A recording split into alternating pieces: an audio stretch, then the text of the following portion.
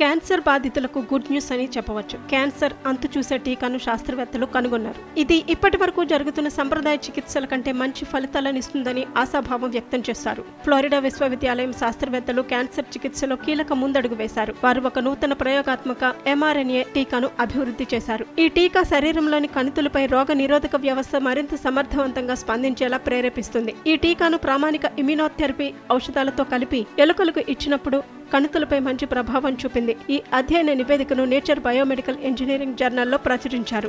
ఈ టీకా నిర్దిష్ట ట్యూమర్ ప్రోటీన్స్ ను లక్ష్యంగా చేసుకోదు. ఇది వైరస్ తో పోరాడుతున్నట్టుగా రోగ నిరోధక వ్యవస్థను క్రియాశీలం చేస్తుంది. కణితులలోని PD-L1 అనే ప్రోటీన్ ఎక్స్ప్రెషన్ ను బలోపేతం చేయడం ద్వారా ఈ ఫలితాన్ని సాధించారు. దీనివల్ల చికిత్సకు కణితులు మరింత ఎక్కువగా స్పందించాయి. ఈ పరిశోధన క్యాన్సర్ చికిత్సకు సంప్రదాయ పద్ధతులైన శస్త్రచికిత్స, రేడియేషన్ లేదా కీమోథెరపీకి మించి కొత్త మార్గాలను అన్వేషించడానికి దారితీస్తుందని నిపుణులు ఆశాభావం వ్యక్తం చేస్తున్నారు. ఈ పరిశోధనకు డాక్టర్ ఎలియాస్ సయ్యోర్ నాయకత్వం వహించారు. అతని బృందం కనుగొన్న ఈ వినూత్న విధానం క్యాన్సర్ రోగులకు మెరుగైన చికిత్సా ఎంపికలను అందించడంలో కీలక పాత్ర పోషిస్తుందని భావిస్తున్నారు.